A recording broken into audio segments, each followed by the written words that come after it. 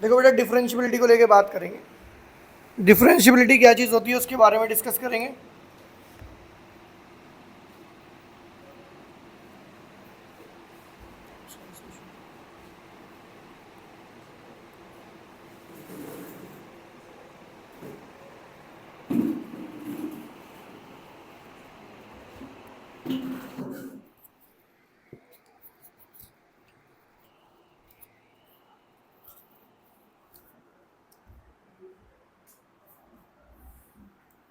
देखो बच्चों, बात करेंगे डिफरेंशियबिलिटी के बारे में।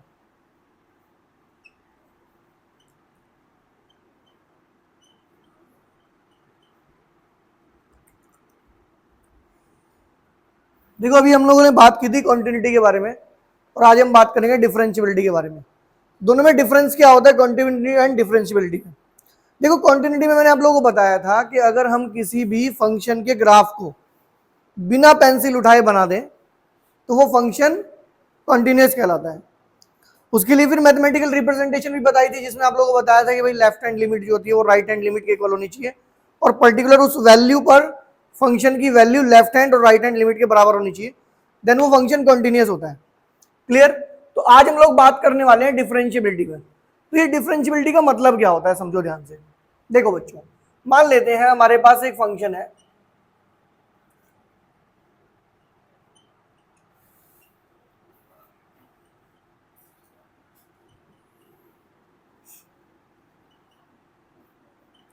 हमने इसकी डोमेन भी लेट कर ली ए टू बी, मैंने इसकी डोमेन भी लेट कर ली A to B, and C be a point in its domain. और मैंने ये भी लेट कर लिया कि इसकी डोमेन में एक पॉइंट है सी, ये एक रियल नंबर है कोई भी सी, जो ए एंड बी के बीच में आता है। ठीक है?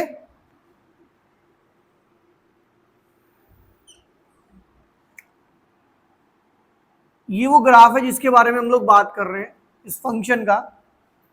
ये वो एफ एक्स आपका फंक्शन है जिसका ग्राफ मैंने ड्रॉ किया, और मैंने कहा था कि ए से जाएगा ये, तो ये ए पॉइंट है हमारा,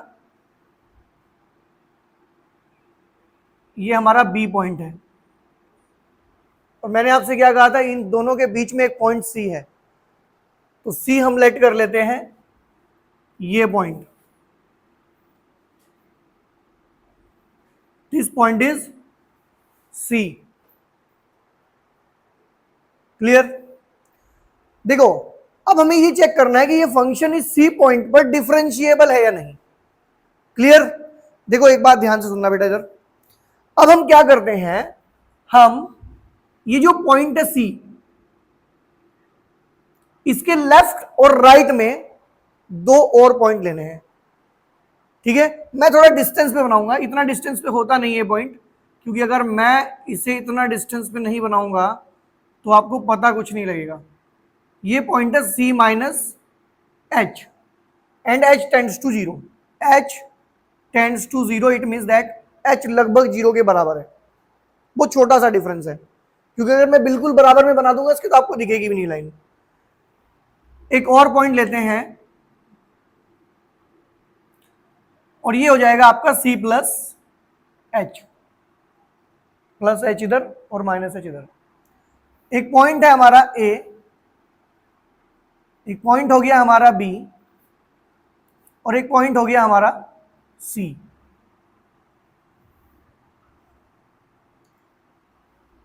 और हम चेक कर रहे हैं पॉइंट बी पर यह फंक्शन डिफरेंशिएबल है या नहीं। कॉन्टिन्यूटी में क्या करते थे, ये जो पॉइंट बी है आपका, इस पॉइंट से लेफ्ट में देखते थे कहीं ब्रेक तो नहीं हुआ, राइट में देखते थे कहीं ब्रेक तो नहीं हुआ, कहीं इस बी पॉइंट पर ही ब्रेक तो नहीं है। लेकिन यहां ब्रेकेज नहीं देखा जाता, यहां पर टेंजेंट ड्रॉ करनी पड़ती है, और टेंजेंट ड्रॉ करने के बाद हम ये देखते हैं कि एक ये जो देखो, तीन टेंजेंट यहां पर ड्रॉ होने वाली हैं। एक यहां पर टेंजेंट ड्रॉ होगी आपकी ए बी, देखिए आपको ए और बी को मिलाओ और एक लाइन बनाओ। ठीक है? एक टेंजेंट बनेगी आपकी है बी और सी को मिलाकर, और एक टेंजेंट बनेगी इस बी पॉइंट पर। तीन टेंजेंट हो गई बच्चों, एक टेंजेंट ए बी, एक टेंजेंट बी सी, और एक बी पॉइंट पर टेंजेंट, एक बी पॉइंट पर टेंजेंट। तो पता है ये फंक्शन कब डिफरेंशिएबल माना जाता है? इधर ध्यान दो बेटा, ये फंक्शन डिफरेंशिएबल माना जाएगा इस बी पॉइंट पर अगर slope of A B equal है स्लोप ऑफ बी सी और इक्वल है slope of the tangent at point B. अगर इन सभी पॉइंट पर टेंजेंट जो है स्लोप का, सॉरी जो स्लोप है टेंजेंट्स का वो सेम होगा तो फंक्शन को डिफरेंशिएबल माना जाएगा। देखो भाई, function will be differentiable at B only if, अगर आपका जो स्लोप है ऑफ ए बी इक्वल रहेगा स्लोप ऑफ बी सी और इक्वल रहेगा slope of line, slope of tangent at B. एक मिनट देख लो फिर नोट कर लेना, टेंजेंट एट बी, ये तीनों स्लोप इक्वल होने चाहिए। आपको पता है, आपने पहले ये पढ़ा है कि अगर आपके पास कोई पॉइंट है P, x1 y1, एक पॉइंट है Q x2 y2, तो स्ट्रेट लाइन में आपने पढ़ा था अगर इस स्लोप ऑफ PQ फाइंड करना है, मुझे स्लोप ऑफ PQ फाइंड करना है तो it will B y2 minus y1 upon x2 minus x1। ये आप लोगों ने पढ़ा है क्लास 11th के अंदर। क्लियर? अब हम स्लोप देखो कैसे निकालते हैं। उसके लिए मुझे करना क्या पड़ेगा, उसके लिए मुझे बी और ए के कोऑर्डिनेट चाहिए, ठीक है ना।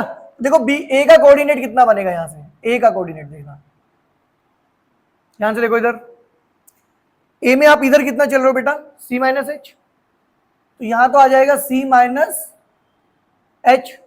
हाइट कितनी जा रही है, हाइट जा रही है एफ सी माइनस एच, तो वाई कोऑर्डिनेट हो जाएगा F C minus H. B point पर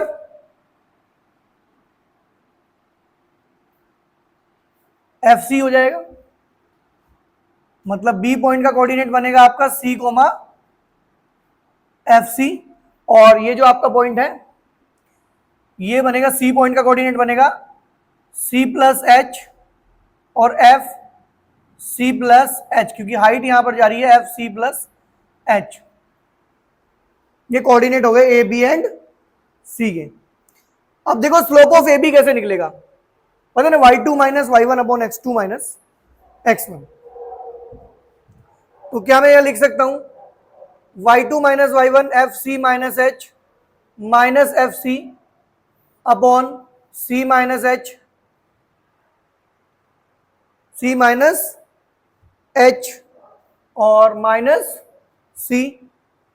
क्या मैं यहां लिख सकता हूं F C plus H minus F C upon C plus H minus सी, और क्या मैं यहां लिख सकता हूं, इधर ध्यान देना बेटा, इधर सुनो सब लोग, ये जो स्लोप होगा ना एट पॉइंट बी, स्लोप होगा एट पॉइंट बी, इसे हम रिप्रेजेंट करेंगे एफ डैश सी से। किससे? एफ डैश सी से, जो सिंगल पॉइंट पर स्लोप आएगा। क्लियर बात है? इसके बारे में मैं आपको बाद में बताऊंगा। एक्चुअली क्या होता है, किसी फंक्शन का अगर आप डिफरेंशिएट करते हैं और उसमें वो वैल्यू पुट करते हैं, मान लेते हैं, मैं समझा ही देता हूं देखो आप लोगों को, मान लेते हैं आपके पास एक फंक्शन है x, F x is equals to, क्योंकि आगे है ये कॉन्सेप्ट तो ज्यादा समझ में आपको आएगा नहीं, और अगर कोई आपसे पूछता है कि इसका डेरिवेटिव बताओ एट पॉइंट 2, तो पहले इसको डिफरेंशिएट करते हैं, और डिफरेंशिएट करने के बाद मान लो ये x इक्वल्स टू 2 पे पूछ रहा है, डिफरेंशिएट करने के बाद इसमें 2 वैल्यू पुट कर देते हैं, तो ये इसका स्लोप भी रिप्रेजेंट करता है और इस पर इसकी डेरिवेटिव की वैल्यू भी फाइंड आउट करता है।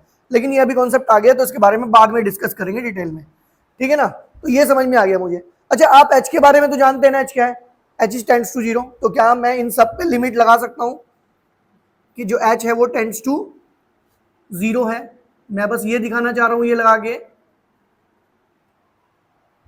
तो ये क्या आ गया बच्चों, ये आ गया limit H tends to zero F C minus H minus F C. मेरे ख्याल से सी से सी कैंसिल हो जाएगा और ये माइनस एच आएगा। Limit H tends to zero F C plus H minus F C upon C से सी कैंसिल अपॉन एच, और ये आ गया बच्चों आपका एफ डैश सी। इसी को हम बोलते हैं लेफ्ट हैंड डेरिवेटिव, इसको हम बोलते हैं राइट हैंड डेरिवेटिव, और ये है differentiate derivative of the function at point सी।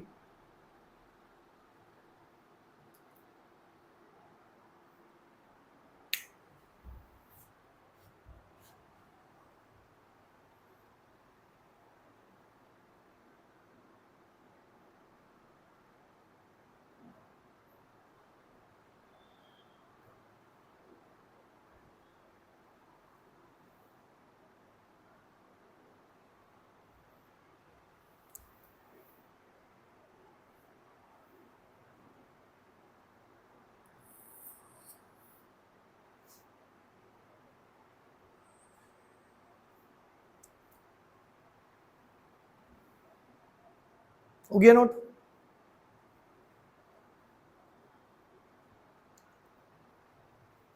मतलब ये तो क्लियर हो गया कि अगर किसी पॉइंट पर हमें ये पता करना है कि कोई फंक्शन डिफरेंशिएबल है या नहीं, तो उसके लेफ्ट पॉइंट से उस पॉइंट पे जो टेंजेंट जाती है, राइट पॉइंट से जो उस पॉइंट पे टेंजेंट जाती है, और उस पॉइंट पे जो टेंजेंट जाती है, उन तीनों के स्लोप क्या होने चाहिए, बराबर होने चाहिए।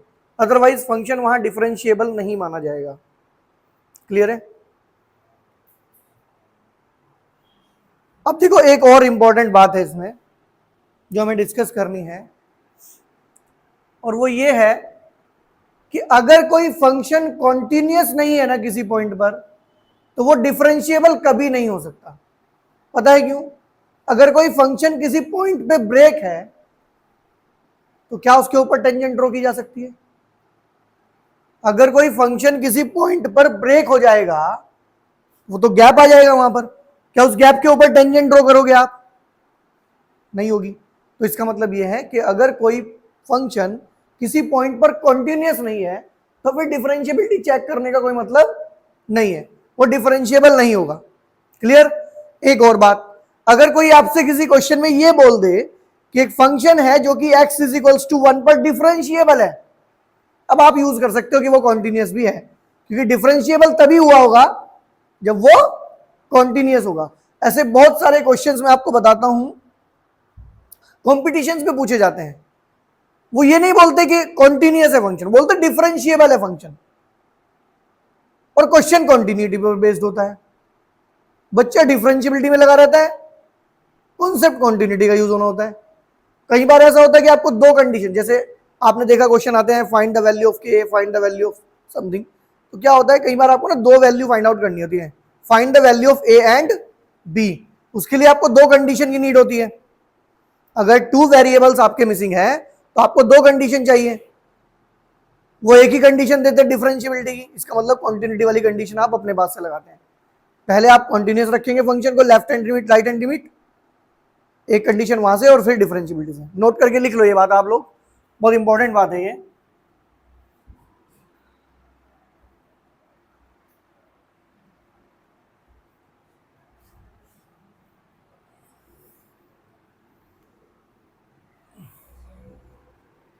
लिखो बेटा नोट करिए।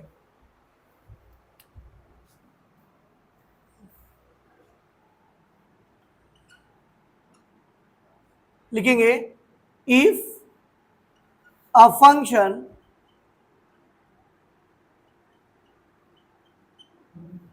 is discontinuous at x is equals to c, then it can never be differentiable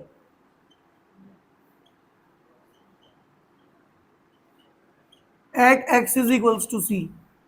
अगर कोई function x is equals to C पर डिसकॉन्टिन्यूअस है तो ये उस पर डिफरेंशिएबल कभी नहीं होगा और आपको चेक भी नहीं करना। समझ गए ना आप लोग? आपको चेक भी नहीं करना है कि अगर वो कॉन्टिन्यूअस नहीं है तो स्टेटमेंट लिखो, कॉन्टिन्यूअस नहीं है तो डिफरेंशिएबल नहीं होगा।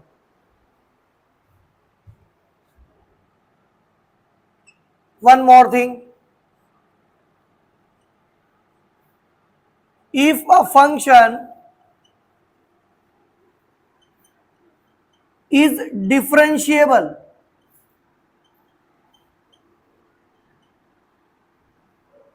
at x is equals to c, then it will always be continuous at x is equals to c. No need to check. If a function is differentiable at x is equals to c, then it always be continuous at x is equals to c. Check करने की कोई need नहीं है। Clear?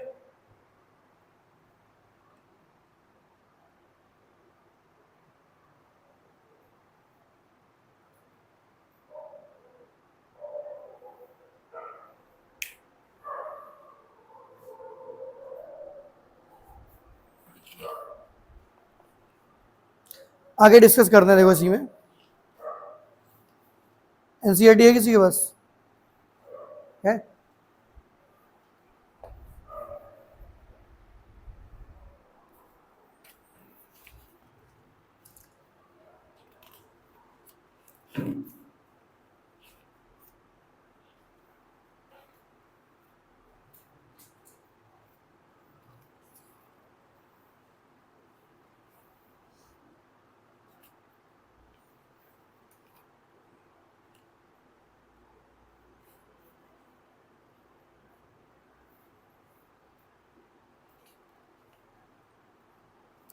देखो discuss करेंगे अभी इसके बारे में, ठीक है ना? डिफरेंशिएट कैसे करेंगे फंक्शंस को।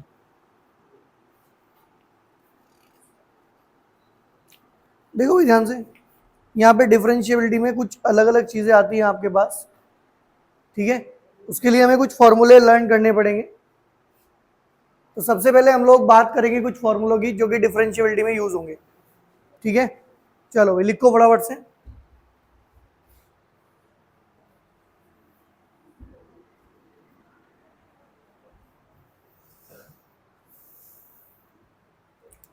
लिखो भाई।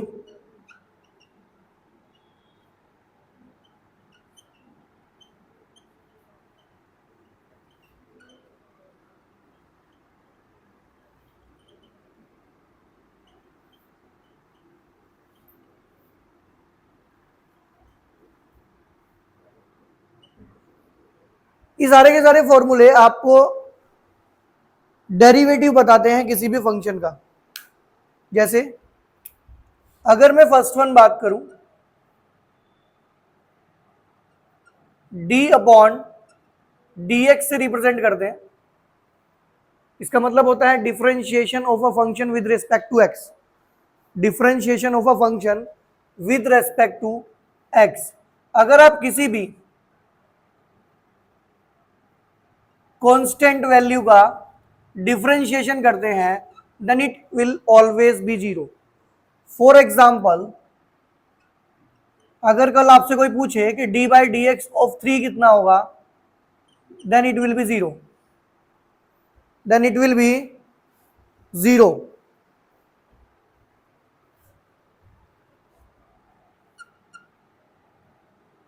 अगर कल आपसे कोई पूछे कि D upon D X of X कितना होगा, तो D by D X of X होता है 1।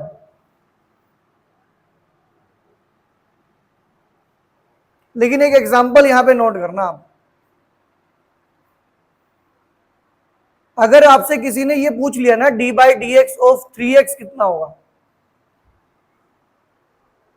तो कुछ बच्चे क्या करते हैं, वो सोचते हैं 3 तो कांस्टेंट है, 3 तो कांस्टेंट है, वो क्या करते हैं, वो 3 का तो लिख देते हैं 0 और इस x का लिख देते हैं 1 और आंसर लिख देते हैं 0, जो कि गलत है। ऐसा नहीं होगा।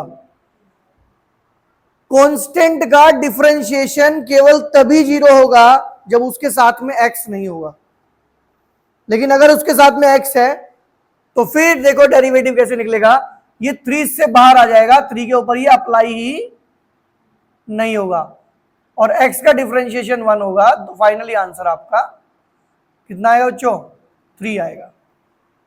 क्लियर? मतलब अगर केवल कांस्टेंट है तो आपको 0 लिखना है, अदरवाइज आपको 0 नहीं लिखना है। Next, d upon D X of x ratio the power n, x ratio the power n, इधर ध्यान दो बच्चों, d upon D x x ratio the power n, देखो कैसे निकालते हैं इसको, ये जो पावर है ना, पावर को बाहर ले आओ, n x और पावर n माइनस 1, पावर बाहर करेंगे, पावर माइनस 1 कर देंगे, ठीक है ना। For example,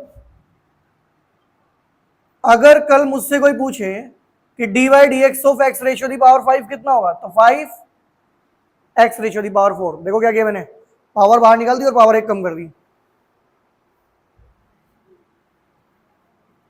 d upon D X of d upon dx of e ratio the power x,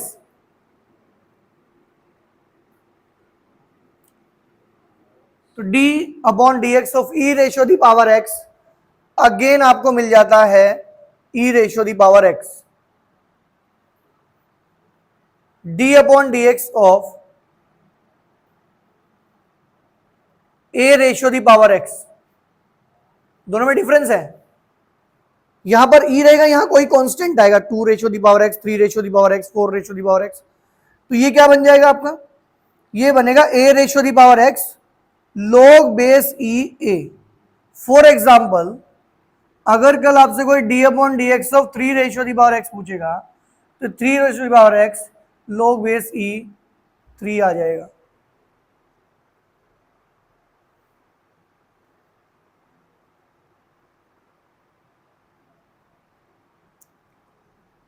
clear है? ट्रिग्नोमेट्री पे चलें हम, कोई छुटा तो नहीं है? ये भी लिख लो, हालांकि उसकी ऐसी कोई नीड नहीं है, लेकिन बहुत जगह जरूरत पड़ेगी आपको। d upon D X of root x,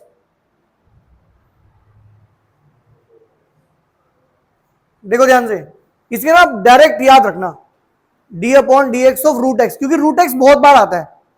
actually देखो ये सॉल्व कैसे होगा, ये d upon D x power 1/2 होगा, इसका मतलब क्लियर है ना, d by D x power 1/2 होगा, तो अब तो ये पावर n की तरह ट्रीट हो जाएगा, इसकी तरह, तो ये पावर आ जाएगी इसकी बाहर और x रेशियो की पावर 1/2 माइनस 1 हो जाएगा, और कुल मिला के 1/2 x रेशियो की पावर माइनस 1/2 हो जाएगा। अगर मैं इसे नीचे ले जाऊं 2 के साथ, तो x रेशियो की पावर 1/2 हो जाएगा, 1/2 रूट x हो जाएगा। तो डायरेक्ट याद रखना, रूट x का डिफरेंशिएशन होता है 1/2 रूट x, रूट x का डिफरेंशिएशन होता है 1/2 रूट x। मतलब अगर कोई बड़ा क्वेश्चन आता है तो वहां पे भी इस तरह की चीजें नहीं सोल्व करेंगे, सीधा लिखेंगे 1/2 रूट x, और वैसे भी मैं रट जाएगा जब हम बहुत सारे क्वेश्चन करेंगे और बार बार लिखेंगे इसको। Clear?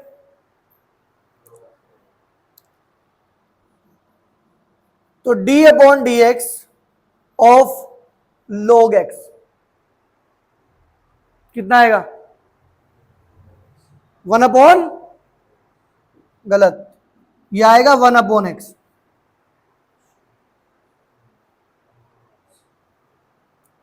d upon D X is equals to 1/log x is equals to 1/x।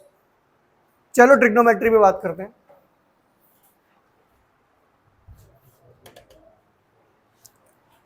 छूटा तो नहीं कोई?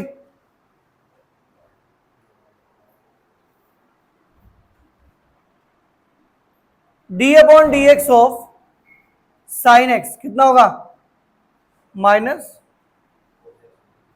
ओनली cos x होगा, और D upon D X of cos x जो है वो माइनस साइन x होगा। Next D upon D X of tan X sec square X होगा, D upon D X of cot X minus, एक second, ठीक है, माइनस कोसेक स्क्वायर एक्स होगा,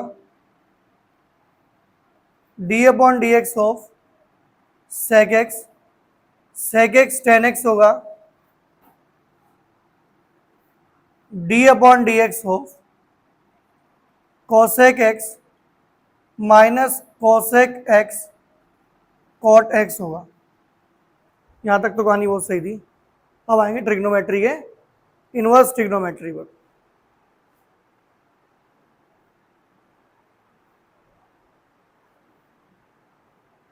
ठीक है भाई, ये हो गया आपकी ट्रिग्नोमेट्री।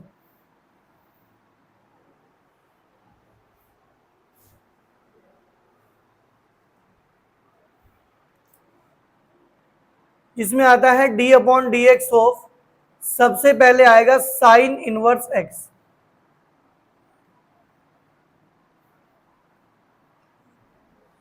साइन इनवर्स एक्स का जो डिफरेंशिएशन होता है वो होता है 1 upon under root of 1 minus X square.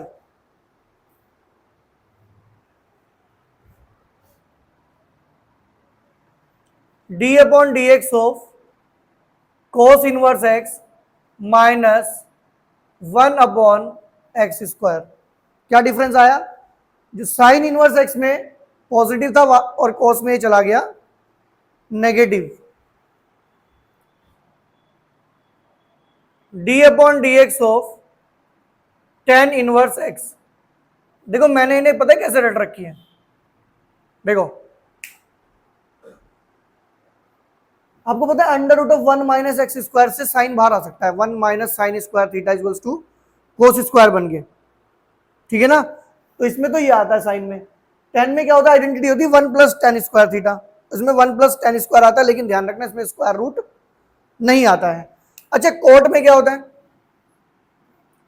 D upon D X of cot inverse x, इसमें यह माइनस आ जाएगा, ये पैरेलल में चलेंगे इनके दो के पेयर, एक में प्लस एक में माइनस। ऐसे ही जो सेक की आइडेंटिटी होती है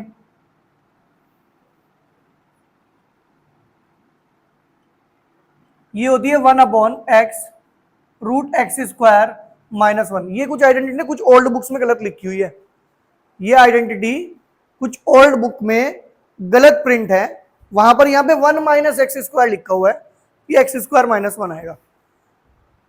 न्यू में तो करेक्शन हो रखी है। D upon D X of cosec inverse X minus आ जाएगा बस।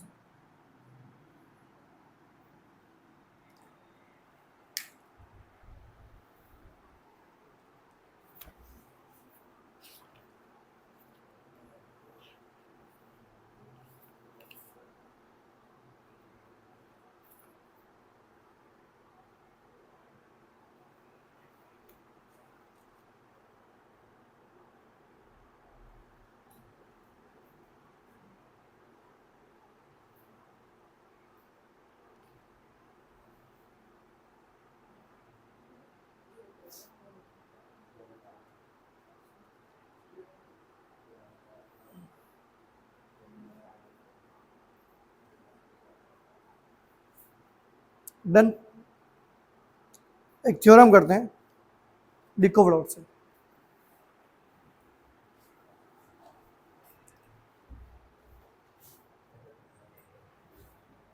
रफ कर दें।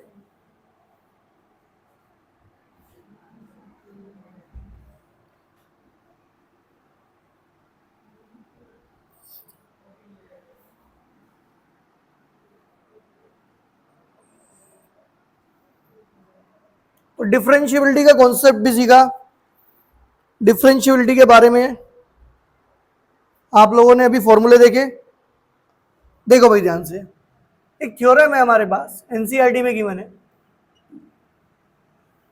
और मैंने अभी यहाँ पे कोई स्टेटमेंट में भी लिखवाया है ये, if a function f is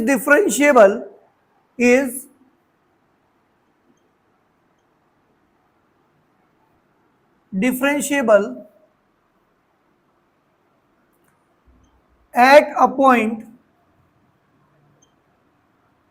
C, इन्होंने एक पॉइंट ले लिया C जिस पर ये डिफरेंशिएबल है, कहते then it is also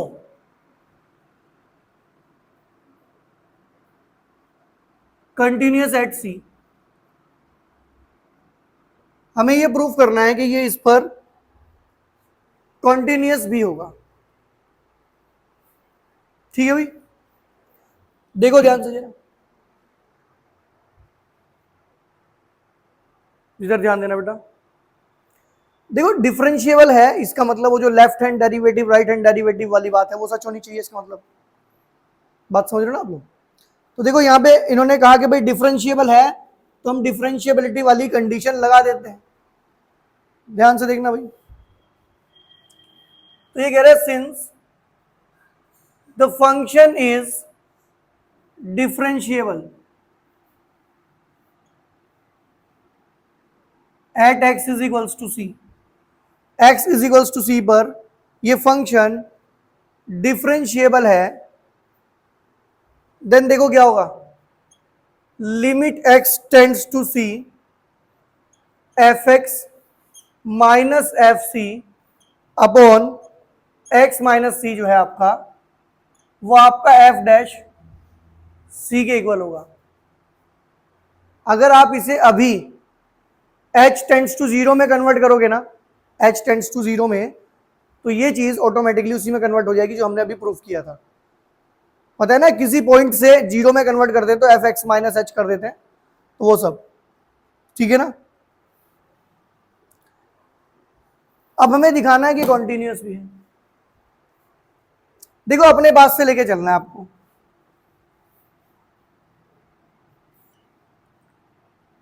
F x minus F C, ठीक है। क्या मैं इसे दो बार लिख सकता हूं? रहेगा तो इक्वल ही ना, ठीक है। अगर मैं इसमें x माइनस सी से डिवाइड करूं और x माइनस सी से मल्टीप्लाई करूं तो किसी को कोई दिक्कत तो नहीं होनी चाहिए। क्लियर है ये बात? मुझे दिक्कत नहीं है भाई, मैं मल्टीप्लाई डिवाइड कर रहा हूं तो कोई इससे दिक्कत खड़ी नहीं हो रही है।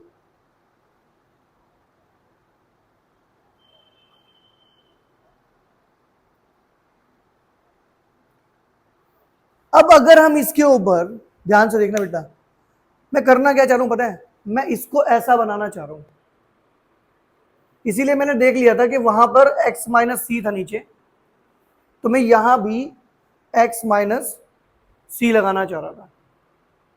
क्लियर बात है? अब इसका देखो ये वाला पार्ट बिल्कुल इससे मैच कर रहा है, बस एक छोटी सी कमी रह रही है लिमिट की। किस चीज की कमी रह रही है? अब हम इसके ऊपर क्या अप्लाई करेंगे? लिमिट अप्लाई करेंगे, और जैसे ही आप यहां पर x की वैल्यू जीरो सी रखोगे, जैसे ही यहां पर x की वैल्यू सी प्लेस करोगे, देखो जब लिमिट अप्लाई करोगे आप इसके ऊपर,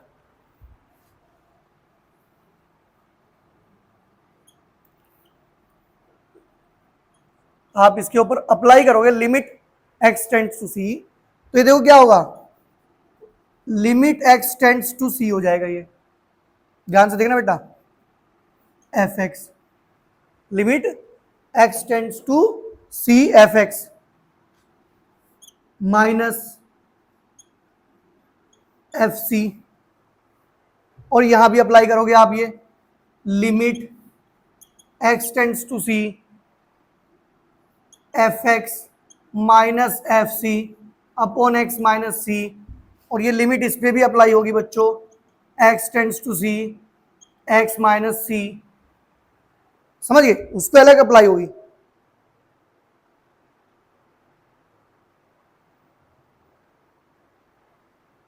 देखो इधर ध्यान देना बेटा, limit x tends to c F x minus F C. इधर ध्यान दो, एक चीज बहुत इंपॉर्टेंट है, यही मिस्टेक होगी। देखो लिमिट इसके ऊपर तो अप्लाई होगी, लेकिन लिमिट इसके ऊपर अप्लाई नहीं होगी क्योंकि इसके पास x नहीं है। जिसके पास x नहीं है उसके ऊपर लिमिट अप्लाई नहीं होगी। बात समझ में आ गई? किसी को कोई डाउट तो नहीं इस बात को लेके? यहां दोनों के पास x था, इसके भी और इसके भी, इसलिए दोनों के पास अप्लाई हुई। देखो बच्चों, इसकी वैल्यू तो मैंने पहले से ही लिख रखी है। देखो इसकी वैल्यू पहले से ही मैंने क्या लिख रखी है, एफ डैश सी। मतलब ये वाला पूरा पार्ट क्या बन जाएगा, F dash C into C minus C. Limit रख दी मैंने, तो ये क्या आ गया भाई, limit x tends to C F x minus F C is equals to कितना आ जाएगा भैया, F dash C into zero. और फाइनली हम कहां पहुंचे, limit x tends to C F x is equals minus F C is equals to zero. और हम पहुंचे limit x tends to C F x is equals to f सी। और इसे जरा पहचान लो, ये कंडीशन किस चीज की है, समझ रहे हो आप लोग? कंडीशन है कॉन्टिन्यूटी की। कॉन्टिन्यूटी कहता है limit x tends to C F x is equals to f c. Left hand right hand दोनों को रिप्रेजेंट करता है ये, left hand limit and right hand limit दोनों को रिप्रेजेंट करता है। इसका मतलब जो फंक्शन है is continuous at X is equals to C. देखो हम इसे डिफरेंशिएबल लेके चले थे, ये डिफरेंशिएबिलिटी की कंडीशन थी। हमने सबसे पहले अपने पास से लिखा f x minus F c, इसको डिवाइड किया एक्स माइनस सी और एक्स माइनस डिवाइड और मल्टीप्लाई किया, देन इसके ऊपर लिमिट अप्लाई कर दी एंड देन इसका मतलब ये कंफर्म हो गया कि अगर कोई पॉइंट किसी पॉइंट पर, सॉरी कोई फंक्शन किसी पॉइंट पर डिफरेंशिएबल है तो वो कॉन्टिन्यूअस भी होगा। ठीक है ना? तो ये क्वेश्चन कैसे आता है, ये क्वेश्चन बन के आता है, show that if a function is differentiable at a point then it will also be continuous at that point। Clear बात होगी? टाइम क्या हुआ है?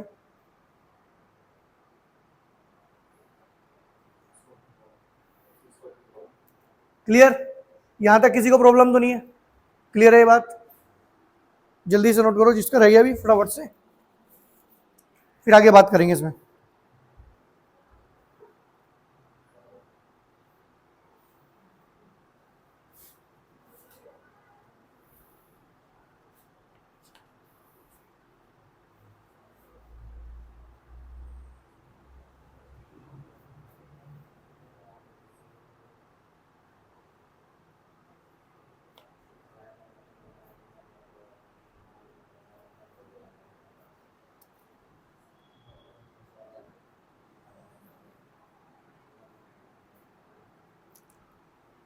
डन? क्वेश्चन लिखो।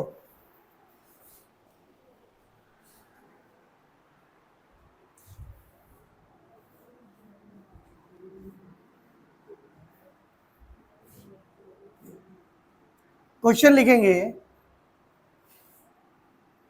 Find the derivative of, find the derivatives of the following functions। find the derivatives of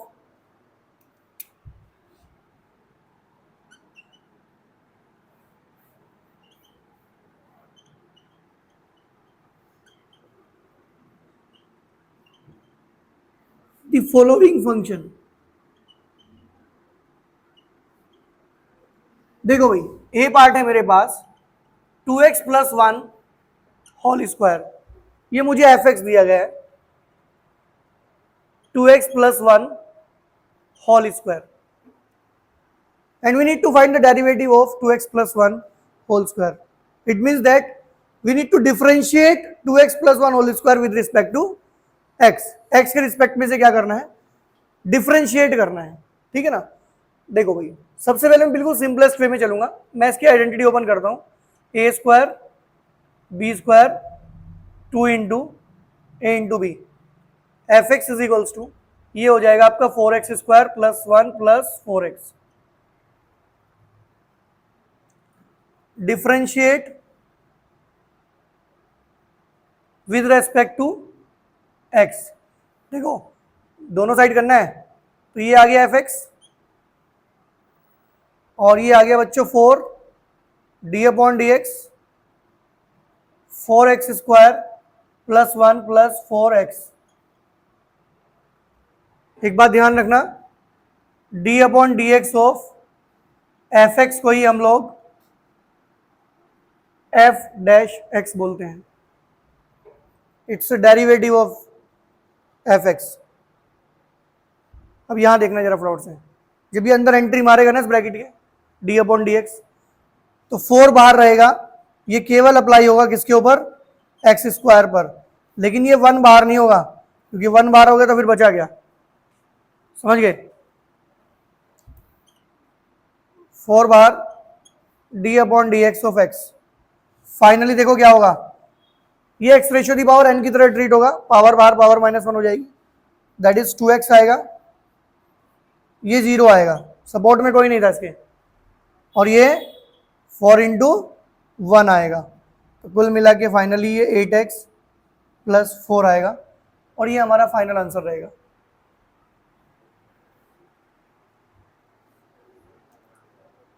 clear.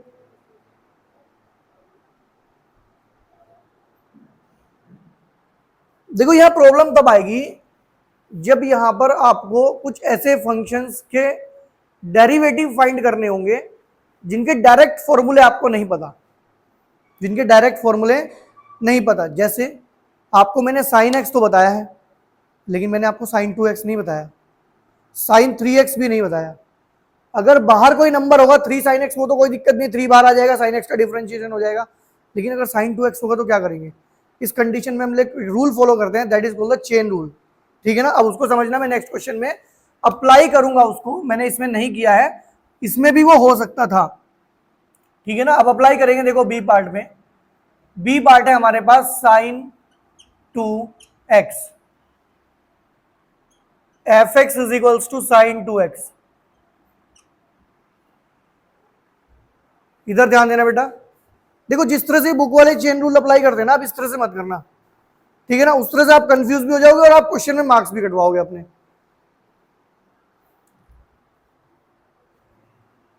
इधर देखो,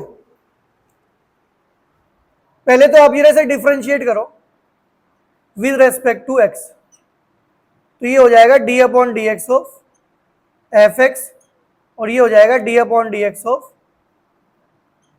sin 2x।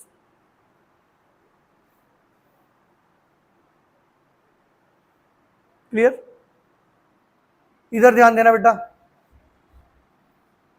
देखो हमें ना sin x का डिफरेंशिएशन तो पता है, लेकिन sin 2x का डिफरेंशिएशन हमें नहीं पता, तो क्या करें, अपने दिमाग के अंदर ना ये सेट कर लो कि ये 2x नहीं है, ये x है। क्या सेट करना है कि ये 2x नहीं है और ये x ही है, और इसे डिफरेंशिएट कर दो। sin 2x का कितना आ जाएगा, cos 2x। अब आपके दिमाग में रहेगा, दिमाग में सोचने से क्या फर्क पड़ा, था तो ये तब भी 2x तब भी 2x। अब आपने अपने मन में किस चीज को x माना हुआ था, 2x को, जिसे आपने अपने मन में अभी x मान रखा था ना, उसका डिफरेंशिएशन इसी के साथ दोबारा कर दो। समझ में आई ना बात भाई। आप इस sin x, इसे cos, जो आपका sin x था, sin 2x, इसे आप x मान के आपने डिफरेंशिएट मार दिया इसको, जिसको आपने अभी x मान रखा था अपने मन में 2x को, उसे दोबारा डिफरेंशिएट करेंगे, तो ये आएगा बच्चों cos 2x इंटू 2 इंटू 1, समझ गए ना, 2 cos 2x आ गया। क्लियर। तो ऐसे आपको डेरिवेटिव निकालने आने चाहिए।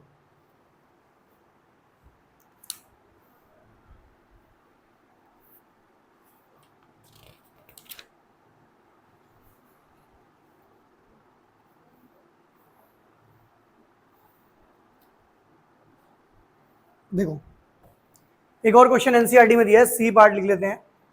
F x is equals to sine x square. तो इसको डिफरेंशिएट करो विद रेस्पेक्ट टू एक्स,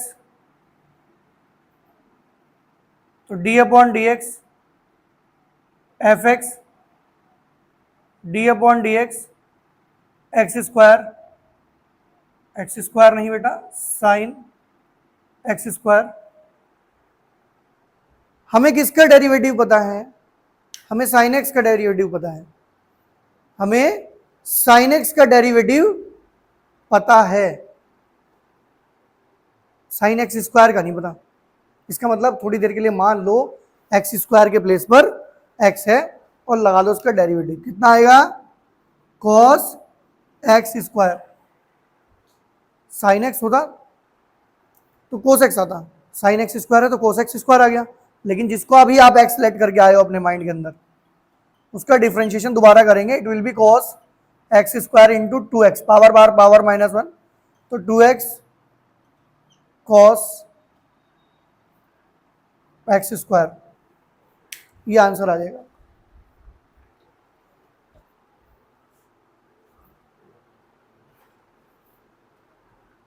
ठीक है,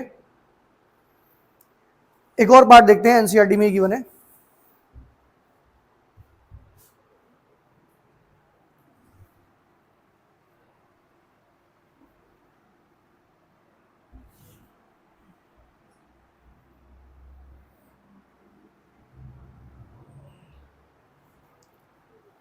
देखो भाई ध्यान से, डी पार्ट देखो जरा, की का सही है। F x is equals to, ये कहते हैं 10 2x प्लस 3, 10 2x प्लस 3।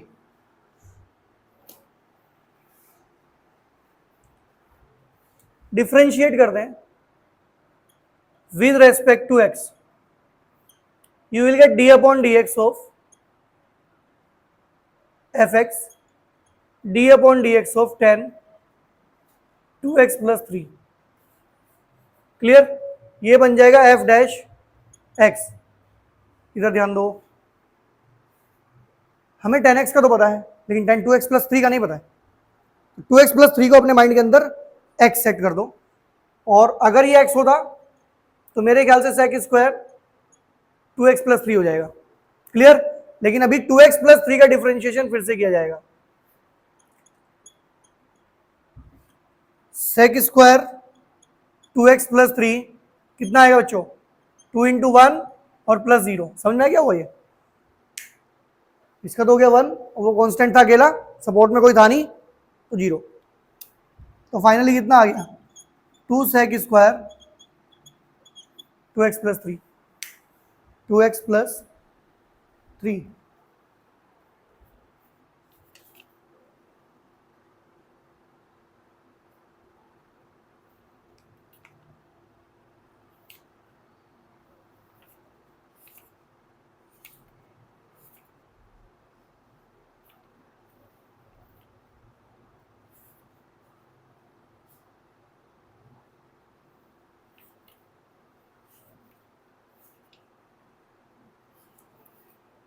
एक तो एक एक्सरसाइज में आउट ऑफ सिलेबस भी है आपकी, मीन वैल्यू थ्योरम वाली, रोल्स थ्योरम वाली। क्लियर है? देखो एक क्वेश्चन एक्सरसाइज से भी कराता हूँ आपको मैं। अच्छा ना, एक चीज़ का ध्यान रखना आप लोग, यहाँ बच्चे बहुत गलती करते हैं ये रूट एक्स वाले फंडे में, इसलिए मैंने कहा था डायरेक्ट फॉर्मूला याद रखो। ठीक है ना? कभी रूट एक्स दिखाई दे तो पावर 1/2 करके पावर बार पावर माइनस 1 करके भी कर सकते हैं आप। ठीक है ना? एक और क्वेश्चन देख लो आप लोग बस। एफ एक्स कहता है ये sine x square plus 2, simple. Differentiate कर देते हैं with respect to x, f dash x आएगा कितना? D upon D x sine x square plus 2। बताओ भाई किसको अपने माइंड के अंदर आप एक्स रीड करोगे? एक्स स्क्वायर प्लस 2 को, तो ये बन जाएगा आपका कोस एक्स स्क्वायर प्लस 2, और डी अपॉन डी एक्स दोबारा कर दो किसका? X square plus 2, you will get cos x square plus 2 इसका कितना हो जाएगा बेटा 2x और ये 0, तो ये फाइनली गया 2 cos x स्क्वायर 2x आएगा, सॉरी x स्क्वायर प्लस 2, तो ये फाइनली आंसर आ जाएगा आपका 2x cos x square plus 2। Clear है, किसी को कोई इश्यू तो नहीं है?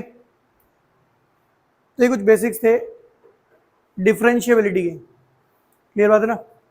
आगे फिर इसकी प्रैक्टिस करेंगे हम लोग क्वेश्चंस की, इसमें काफ़ी सारे डिफरेंशिएशन में ना काफ़ी सारी चीज़ें आएंगी अभी आपके सामने, क्योंकि अभी आपने देखो केवल चेन रूल पढ़ा, अभी देखो ये मुसीबत खड़ी होगी कि जब x के ऊपर x आ जाएगा पावर में, फिर कैसे करेंगे, किसी एक फंक्शन को दूसरे फंक्शन के रिस्पेक्ट में कैसे करेंगे, तो सारी बातें आएंगी अभी इसमें, ठीक है ना। आसान है, क्योंकि अगर एक एक्सरसाइज का आपको एक या दो क्वेश्चन करा दो तो फिर वो पूरी एक्सरसाइज हो जाती है, क्योंकि सारी फॉर्मूला बेस्ड होती है, ठीक है ना। तो आगे प्रैक्टिस भी करेंगे इसकी। क्या टाइम हुआ?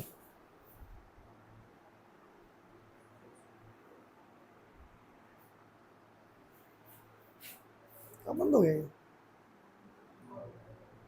वो नहीं वाला ना।